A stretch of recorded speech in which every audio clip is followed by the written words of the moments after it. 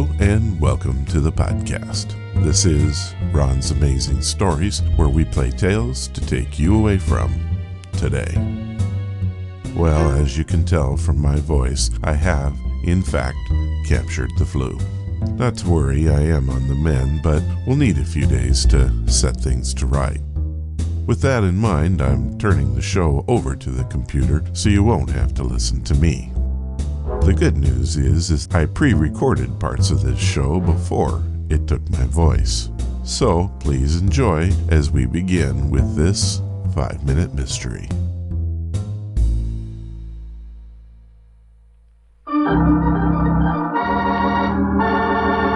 Another 5-minute mystery.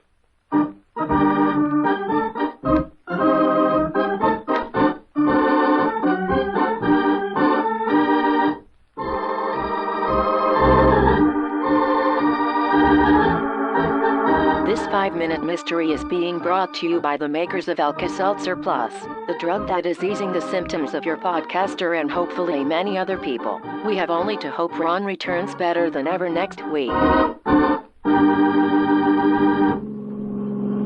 This must be a big case we're headed for, Inspector. Well, you're right in a way, Stokes. I've known old Sherry, the man who's been murdered, for a long time. Isn't he the guy who owned a lot of diamonds? Yes, he had several very valuable ones in his collection. And I think somebody killed Sherry for those diamonds. Any idea who? We'll find that out after we get inside.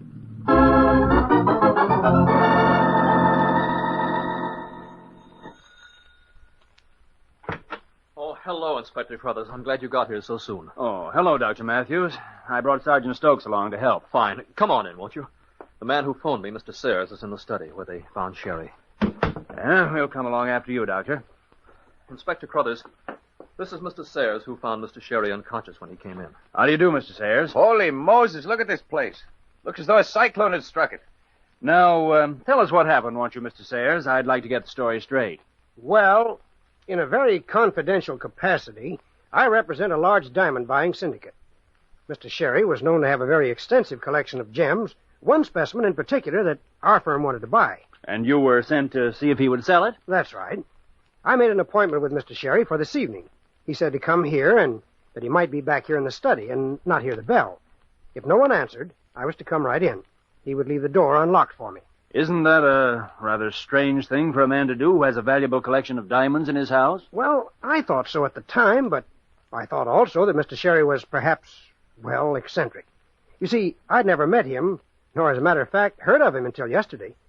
I come from another part of the country, you see. And he was alone? Completely. You can imagine how shocked I was at finding Mr. Sherry lying on the floor by the desk, unconscious, and the room all upset. When Mr. Sayers phoned me, I imagined that Sherry was suffering from one of his chronic attacks. However, I find that the man has been hit at the base of the skull by a powerful blow, breaking his neck and killing him instantly. You say you were familiar with Mr. Sherry's chronic attacks, Doctor? Yes, I've been Mr. Sherry's personal physician for many years. That was why I phoned Dr. Matthews, Inspector. I knew that he would be able to offer the best help. Mr. Sayers, your theory is a very nicely calculated one. In fact, I would have acted on it if it hadn't been for one thing.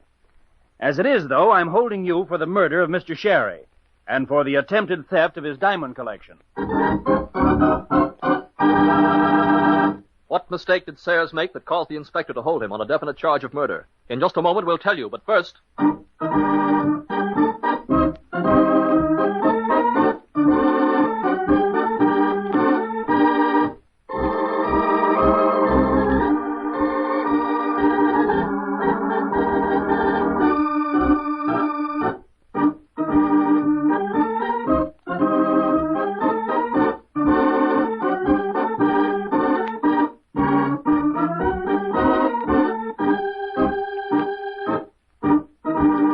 Did you catch the mistake? I was able to analyze the track from my different angles and was able to determine the truth. Did you? Of course the butler did it. What's that you say? Maybe I need some Alka-Seltzer Plus. And now, back to our 5-minute mystery. Hold me for murder? Why, Inspector, I told you... I know, Mr. Sayers. You told me a little too much. When you said you had never met Sherry, nor heard of him until a day ago, everything was fine. But when you said you called his personal physician purposely, you caught yourself. If you knew nothing about Sherry, You couldn't have known who his personal physician was. Say, Inspector, that's pretty clever. Pretty clever.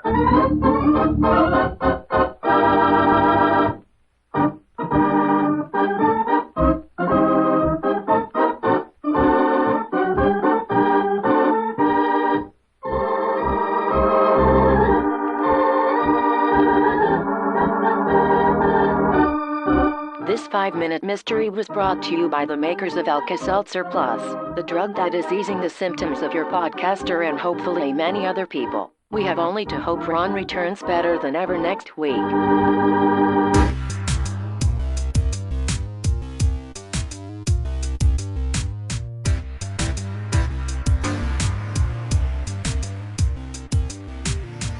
Story introduction. I hope that you are all feeling well, and I am sorry to hear that Ron is not. I am the Ron's Amazing Stories computer, and will do my best to fill in for him introducing today's story. It is a good one. It comes from Suspense, and could very well have been made today. More on that later. It tells the tale of an everyday suburban family who discovers a crashed UFO in their backyard. It is titled, Heavens to Betsy, and originally aired October 11th, 1955. And now, tonight's presentation of radio's outstanding theater of thrills, Suspense. Tonight, we bring you transcribed a story of a very ordinary family and what happens when a UFO lands in their backyard. We call it Heavens to Betsy. So now, starring Trude Marson and Hy Averback, here is tonight's suspense play, Heavens to Betsy.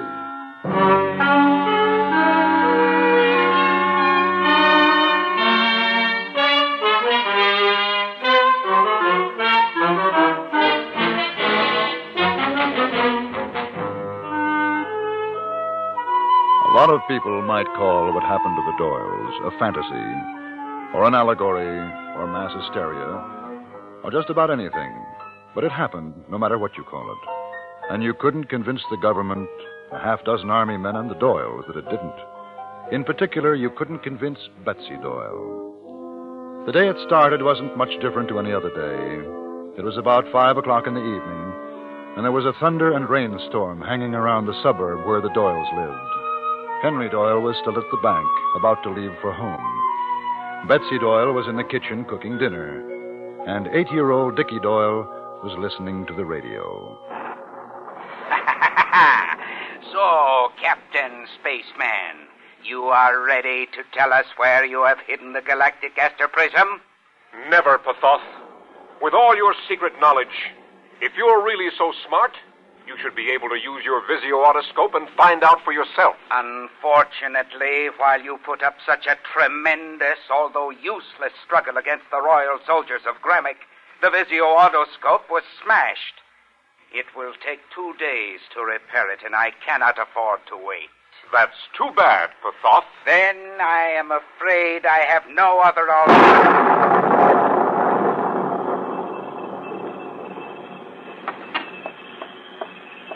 Darn it. Are you all right, dear? Oh, sure, Mom, but the darn it must have been a thunderbolt. It was awfully close. I felt it. Shook the house. Frightened me to death. Oh, Mom, it's an electrical storm, that's all. Well, that's all it is to you, but I don't like it. Hope your father gets home early. I hate him being out in this. Oh, radio. Well, maybe a tube's gone out. I'll take it. No, you won't. Don't you touch that thing. You turn it off right now. But, Captain Space... I don't care. It's dangerous having the radio on in a storm like this. Oh, Mom, that's silly. Please do as I ask you, Dickie. Makes me nervous. Okay. You can help me in the kitchen if you want. Oh, I guess I'll read a book or something. Why don't you bring it in the kitchen and read it? You can keep me company. I wish you would. Okay, Mom. Hello? Hello, Bets. Are you all right over there? Ella? Hi. Oh, sure, we're fine. Wasn't that something? I thought it was right on the house. Oh, I was scared, too. I looked out the window and I saw the flash. It looked like it was in your backyard. Oh, thank heavens it wasn't. Must have been on the other side of the trees. I guess so. Honey, I've got to get back to my dinner. I'll call you back. Okay.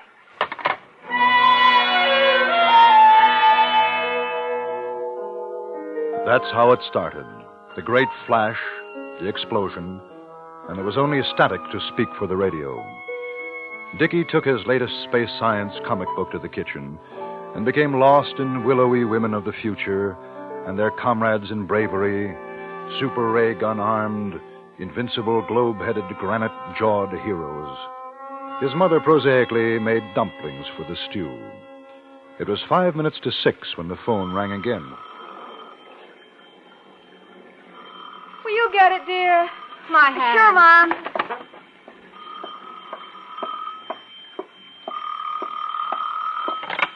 Hello? Oh, hello, Beth. This is Richard Doyle. Oh, Dickie, this is Mrs. Gilbert, dear. Is everything all right over there? Can I talk to your mother? Mom's making dumplings. She can't come to the phone. Oh. Well, ask her what that funny glow is over your way. Is there a fire in the woods? Did the thunderbolt set fire to something? I don't see anything. No fire around here, Mrs. Gilbert. Besides, the rain would put out a fire. Well, there is something glowing, Dickie. I can see it from my window. I don't know why you can't. It's right out there near your house. Maybe it's out the back. I'll take a look, Mrs. Gilbert. All right, dear. Who is it, Dickie? Miss Gilbert, Mom. She says there's a glow around here somewhere. Glow? Yeah, she thought it was a fire. I'm going to take a look out back. Oh, no, you're not. It's pouring out there. You can pull up the shade and see out the window. Okay. I'll be glad when your father gets home. I don't like these storms. Dickie, will you... What's that? I don't know, Mom. I guess it's what Mrs. Gilbert was talking about. Kind of a glow. Oh, it's in the backyard.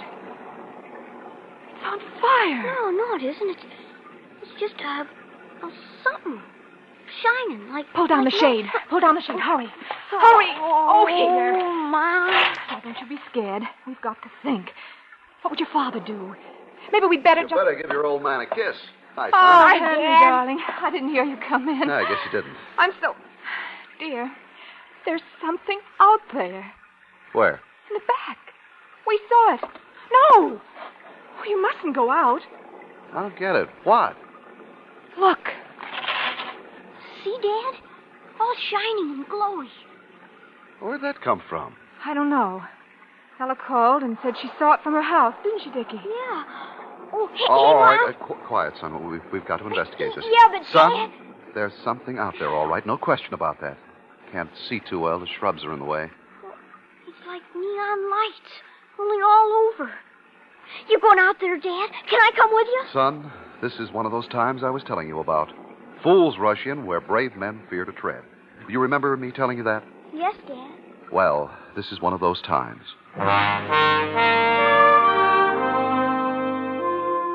Mr. Doyle turned back to the window and stood staring out into the wet night, softly radiant from the glow in his backyard. He was a man to whom the unusual rarely, if ever, happened. A man who in his teens dreamed of adventure and heroism, and his 20s dreamed of adventure and heroism, and now in his late 30s still dreamed of adventure. The heroism, at least, was tempered by knowledge of his own weaknesses. His life had been ordinary, and he could never completely forgive life for that. Now there was something out there in the night, and he knew that it was the beginning of a great moment. He thought, I don't know what it is, but it's different. I can feel it. I know it. I'm a little afraid to go out and see, but I want to. It's my chance, whatever it is. It's come to me, to Betsy. It might even... Dad? Dad, what do you think? What do you think it is? Oh, yes, son. I was looking at it. This is a time for caution. Betsy, go up and get my pistol, will you? No. No, I will not. You call the police, the fire department. It's not a fire. It's a thing. Probably perfectly harmless, but I want to make sure. Oh, Henry, Dickie, get please. my pistol, will you? Oh, boy, sure, Dad. Be right back.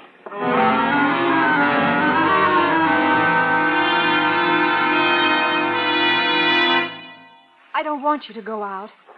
Henry, if you love me, you'll... I love you, and I'm going to find out what it is. Oh, here you are, Dad. Thank you, son. Well, if you're going, I'm going too. Oh, no. Oh, yes. Dickie, you get my raincoats in the hall. Okay, Mom. Honey. There's no use talking. I'm going. What do you think it is in the yard? I don't know. But I've got an idea. Oh, here, Mom. Can I come too, Dad? Can I? No, son, you stay here. Oh. All right, Henry. I'm ready. All right. Come on, and stay behind me, you understand? I'll watch from the window. Yes, you do that, son.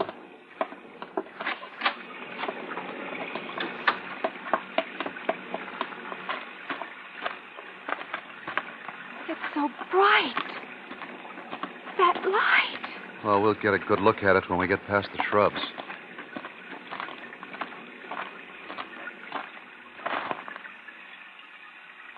Henry. Look.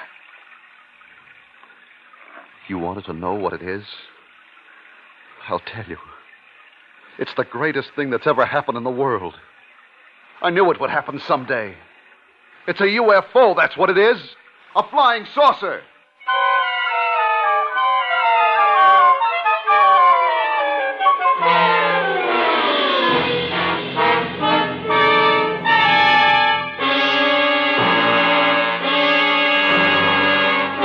You are listening to Heavens to Betsy, tonight's presentation in radio's outstanding theater of thrills, Suspense.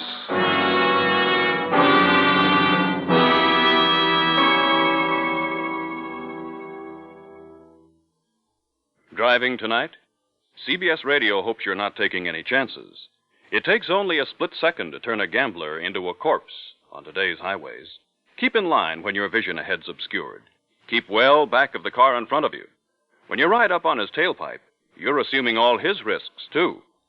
Don't pass until you've got a clear lane for it with no opposing traffic in it for a safe distance and then some. Play it smart and survive.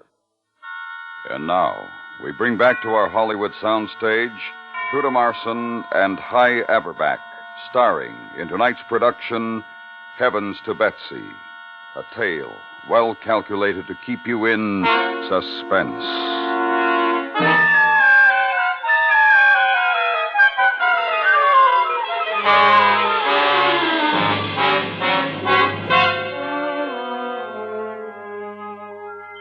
That's what it was, all right. No longer an unidentified flying object, but a very real flying saucer. Henry Doyle believed in saucers, and this one had landed in their backyard and lay in the mud, glowing, a soft, rich, silvery glow. They were lost in excitement, and with it went their normal Earth-like fear. Together they walked around it. Well, I figure 8 feet long and 3 wide and about 2 feet high. Wouldn't you say that, Bets? I guess so. There's no door, no windows or anything. How are the people going to get out? I don't know. I don't know. What's that? Hmm? Siren. Somebody else must have seen it. I'll bet it's the police. Yeah. Yeah, I wouldn't be surprised. Come on, let's get inside. What are you going to do? If they come here, you let me do the talking. I don't want you or Dickie to say a word. But Henry, I want you to promise me this is the most important thing in our lives. I mean it, Bets. You promise? What's got into you, Henry? You're so funny. All I right, just don't... all right. I'll tell you. This thing, this saucer, it doesn't surprise me, see? I've known this was going to happen. I'm not like those people who laugh and make jokes about it. I knew it was coming. Up there on some planet, it's been planned for a long time, a billion miles away. They didn't surprise Henry Doyle, though. No. This is big. Bigger than you can imagine. And maybe we're the first people in the world to know about it. That's why, from here on, no matter what happens, I want you to let me do the talking. Do you understand? Yes, Henry.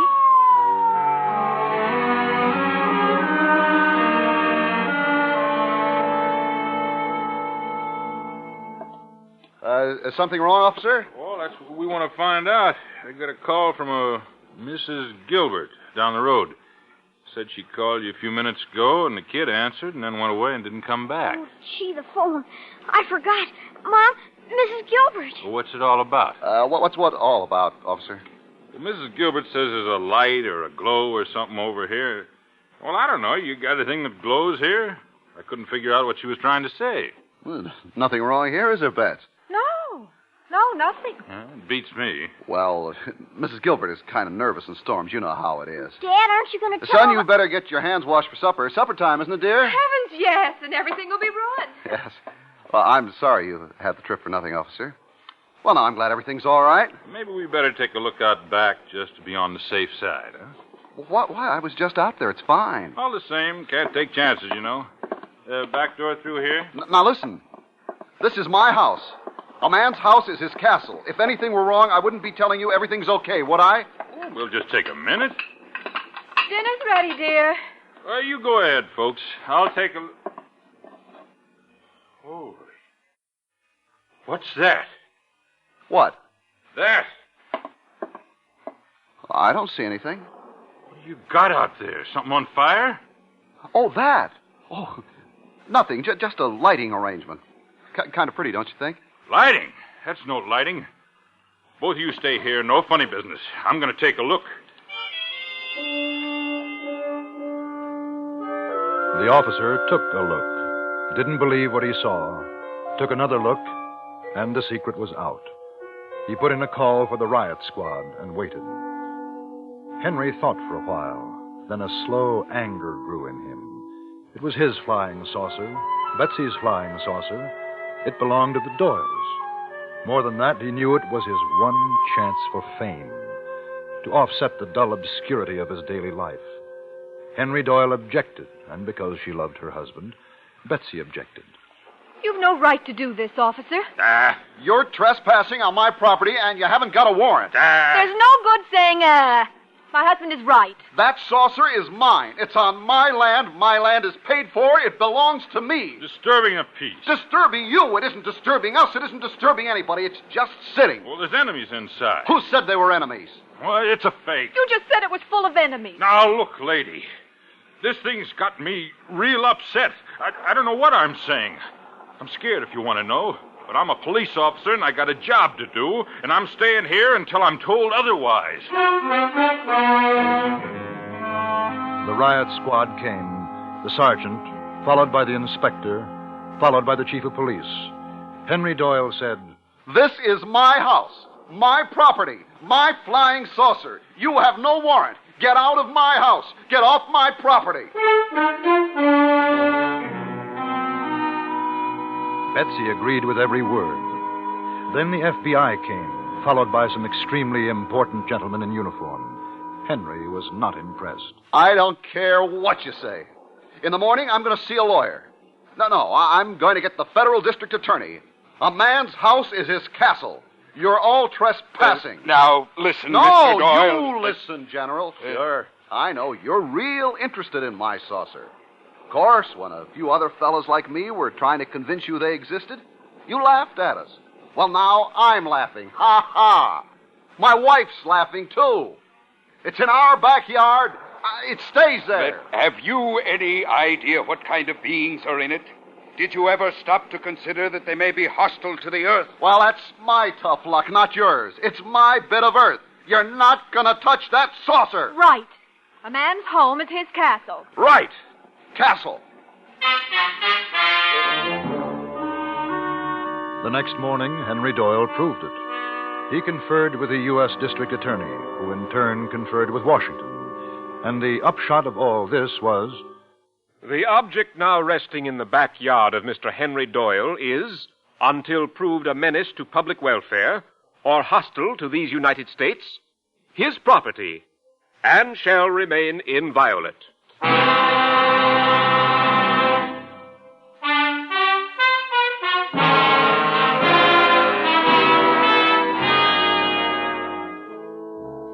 The Army didn't agree. Neither did the police or any other law enforcement agency. A battery of heavy guns, 8 tanks, a machine gun unit, 2 flamethrowers, as well as a picked company of commandos were brought to the scene. The road was blocked off, and the siege of the Doyles' residence began. 5 days later, the saucer lay, still glowing quietly, and Mr. and Mrs. Doyle stood by the incinerator watching it. Betsy surmised, If they're afraid of us, you'd think they'd try and get away. Well, maybe they're biding their time. Must all be as strange to them as it is to us. Fine welcome they must think they're getting. That is, if they've got some kind of instrument inside that can see what's out on the road. You know, I still can't understand how the people inside the saucer get out. It's funny. I've been over the thing 12 times. There isn't even a seam I can see. Do you think maybe we ought to let those scientists take a look at it? They can't hurt Oh, us. no. Now, don't you start. This is ours. You let one of those fellas get a hand on it, and the next thing you'll know, we won't have our flying saucer anymore. No. Dad? No, what is it, son? There's about 40 men at the front door. Heard from newspapers. They want to talk to you. Oh. All right. Tell them to wait. I'll be there in a minute. Okay, Dad. Oh, Henry. It is wonderful, isn't it? Nothing like this has ever happened to us. I never thought it would. You know, old Catacomb at the bank called me yesterday. Offered me the vice presidency. No. Yeah. I didn't tell you because that's nothing to what offers we'll get. Honey, this is our big moment. It's our big moment in history. History, Bets. I'm not going to let this get away from us. I've waited all my life for it. What are you going to tell the newspaper men? Whatever they want to know. Come on. We'll see them together.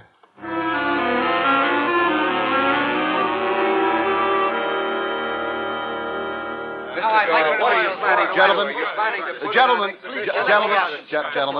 Now, gentlemen, you've asked my opinion of the object. Do I think it is a ship from out of space? But, gentlemen, my answer is yes.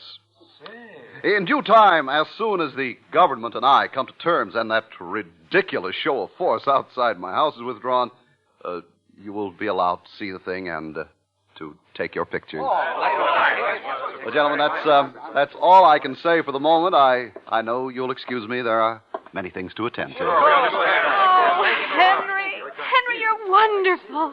You sounded just like a senator, even a president. Oh, no. I'm still plain old Henry Doyle, your loving husband, whose home is his castle.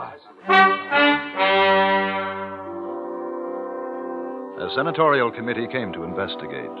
Henry was polite, allowed them to see his saucer, but no more. And the word spread until there wasn't a corner of the globe that didn't know about Henry Doyle and his flying saucer. A week later, the Supreme Court was in session debating the district attorney's decision. The country was divided. Half said the saucer belonged to Henry.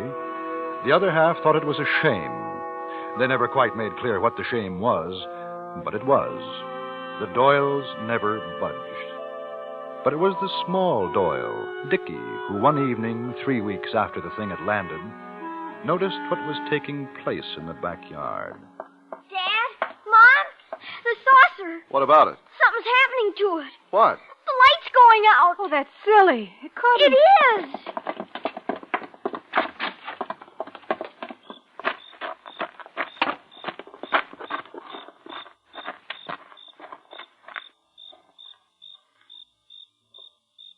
He's right.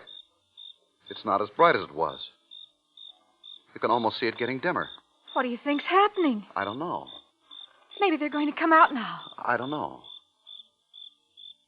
Henry, I'm afraid.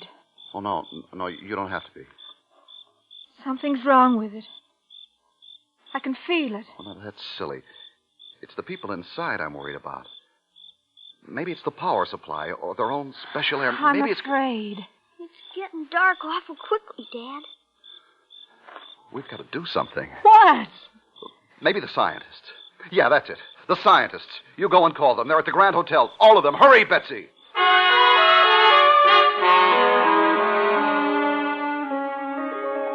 The scientists came. Grave and wise, they rapped on the thing, listened with super stethoscopes, took readings on wonderful electronic devices, and shook their heads. That night, at exactly 11:04 p.m., the glow went out. And as it did so, the saucer began to shrivel, grew smaller and smaller, The group watched silently. Can't somebody help? It's just melting away. What can you do? It's dying. Henry, it's dying. We've got to help. I don't know. If we could get a sample of the substance, but we can't make a Oh, definite... I won't have you banging on it like that when it's dying. Stop it! Stop it! Honey, Bets. I mean it. Let it alone. It's no use anyway. It'll be gone soon. You can stop. It isn't any good. It was alive, Henry. It was alive. Honey, no. No. There were people in it. People from another planet. They couldn't live on Earth, that's all. No, you're wrong. I feel as if I've lost... Oh, I don't know, like losing Dickie. I tell you, it was alive. There wasn't anyone inside. That's it. That thing is all of it. You're tired, Mrs. Doyle. Why don't you go inside? Oh, you're fools! A woman knows.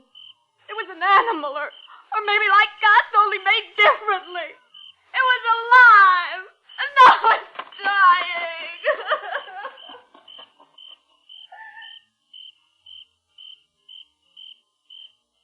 It's almost gone. Yes. It's too bad we couldn't have examined it earlier. Dad, listen.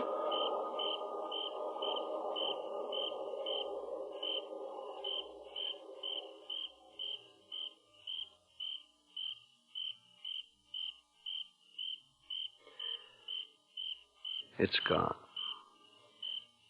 Yes. Did you hear that sound? Yes. Almost like a voice sighing. I wonder.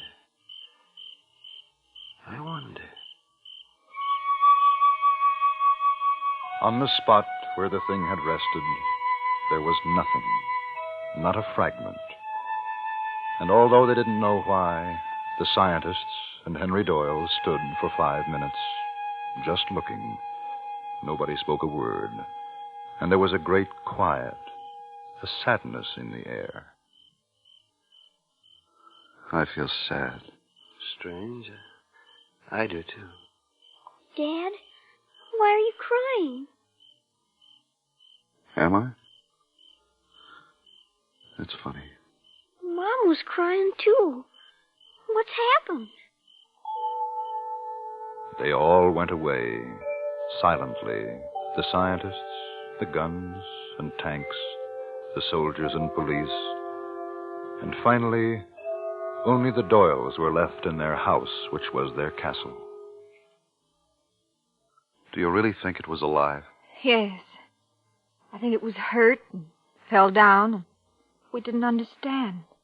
If I hadn't been so selfish, wanting to keep it to myself, we might have saved it. No, it's probably better this way. You know, everybody felt what you felt. Sad. Even the general. And the scientists. I wonder what it was. Where it came from. Somewhere up there. Perhaps one day, another will come.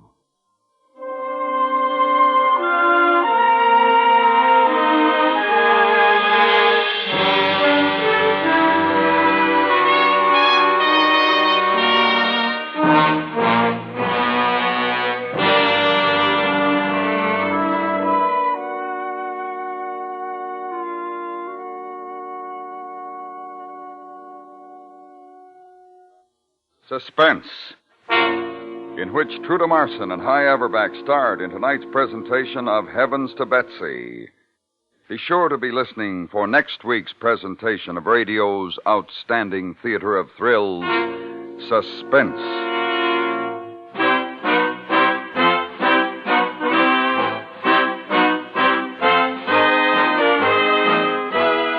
Suspense is produced and transcribed by Anthony Ellis, who wrote tonight's script. The music was composed by Rennie Garrigan and conducted by Wilbur Hatch. Featured in the cast were John Dehner, Victor Perrin, Byron Kane, Richard Beals, Virginia Eiler, Barney Phillips, and Howard McNear. I found this review on the internet of today's story. It was written by Bruce Pilbeam of OldTimeRadioReview.com. This was a real gem of a story, which ought to be considered for one of the best suspense episodes. It is a satirical science fiction tale that pokes fun at both the standard paradox of science fiction itself and wider society, including the government, the legal system, and public opinion. It also feels incredibly modern, and could easily have been made today. For example, the fame-obsessed father is a very recognizable figure for contemporary listeners, who nowadays would probably be trying to get his own reality TV show. Even leaving aside the comedic aspects, the episode works well as an intriguing science fiction tale, with a wistful ending. Want my thoughts? I loved the story and thought it was cool.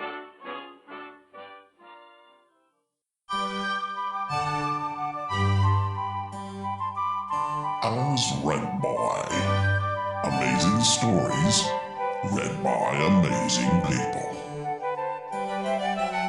This time on As Read By, we have something that I think is pretty special. I received the following email last week. I read it to you now in its entirety, unaltered.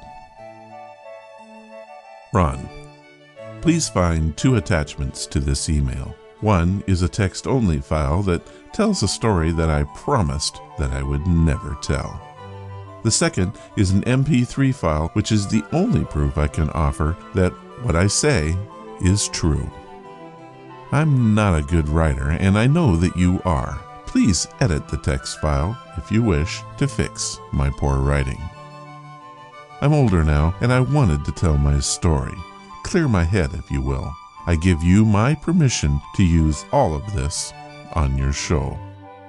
Please don't try to contact me. The email account I used to send this has been deleted. So that I can contact you in the future, I enclosed a secret word so that you will know it's me. Thank you, 3xstranger@gmail.com. To say that I was taken aback by this would be an understatement. The cloak and dagger thing makes it all kind of cool, though. I wrestled with whether or not I should tell this man's story. However, after reading through it, I decided that even if all of this is a lie, it's still a good tale. I don't ask you to believe it, and for me, I've decided to file it under undecided. I did edit what you're about to hear, but I made sure to maintain the original feel and intent.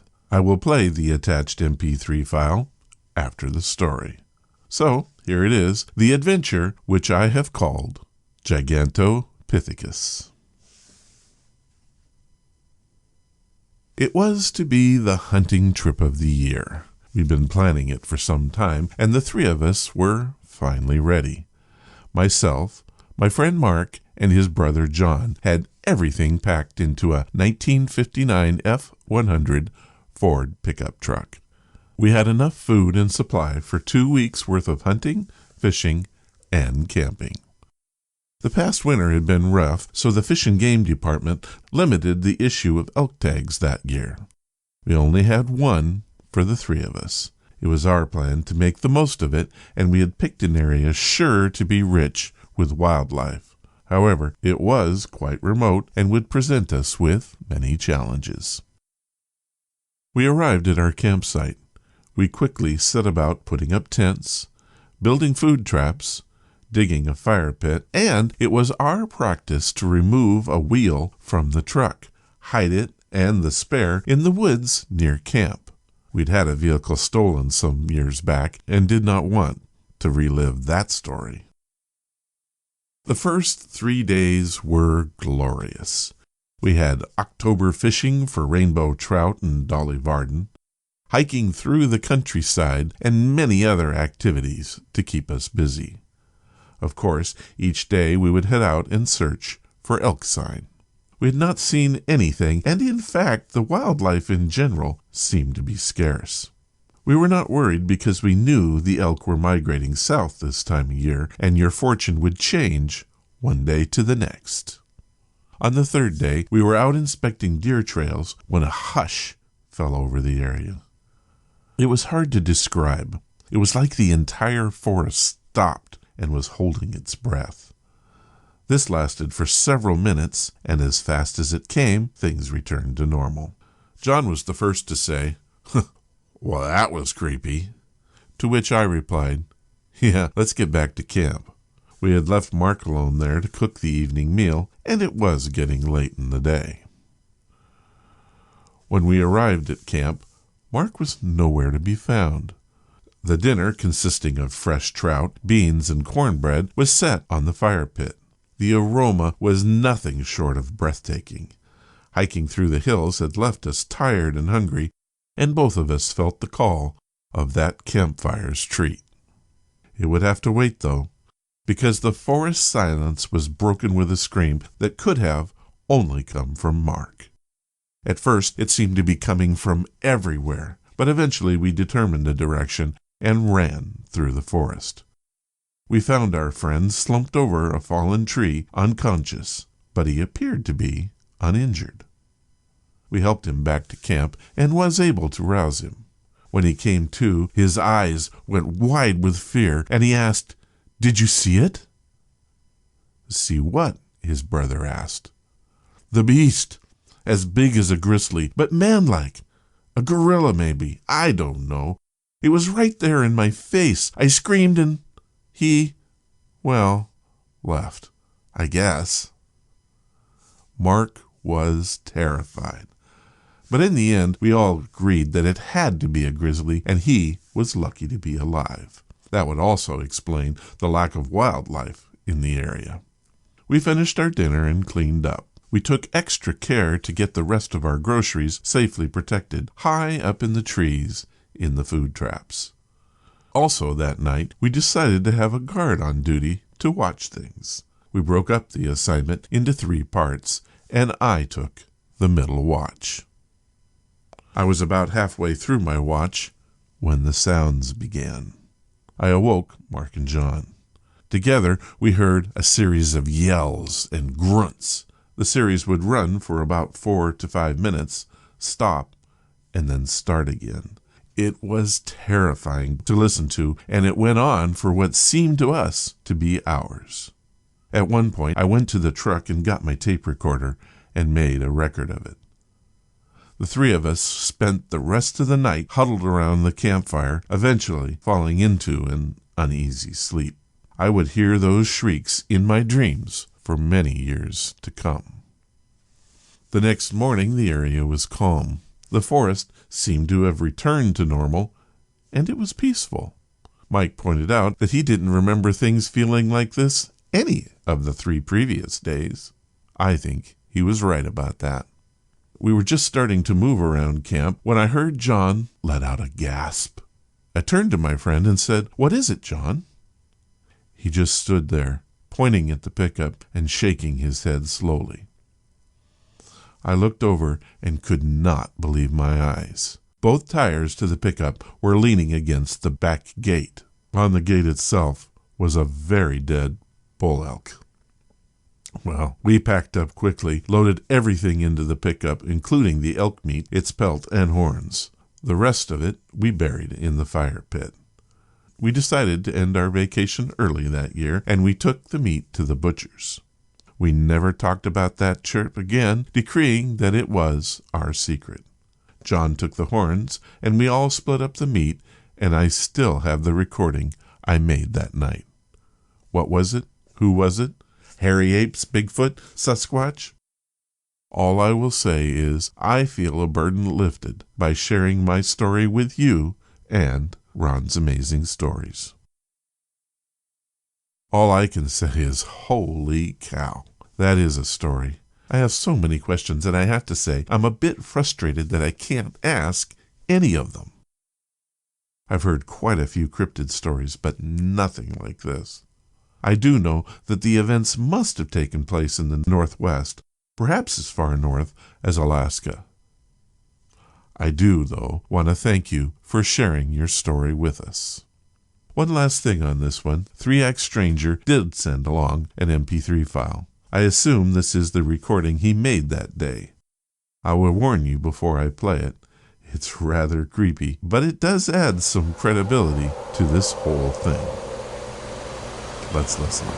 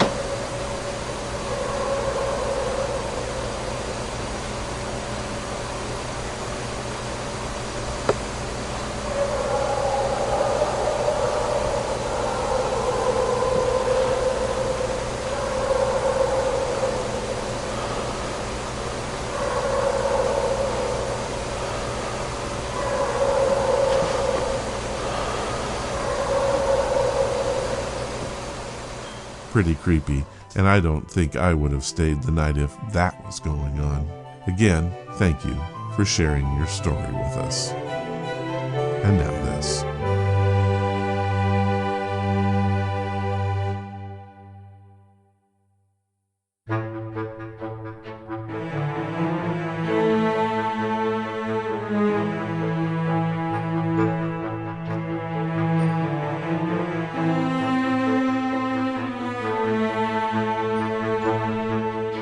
Well, that is the show for this week. I hope you didn't mind the computer-driven bits. On next week's program, Civil War expert J.D.R. Hawkins will be here to talk about her new book, A Rebel Among Us. You won't want to miss that. If you want to keep up with what's happening on Ron's Amazing Stories, please follow us on Twitter, Facebook, or sign up for the weekly newsletter. All the links you'll need and access to the blog can be found at ronsamazingstories.com. Thank you for listening, and I hope you come again to find out what are Ron's Amazing Stories.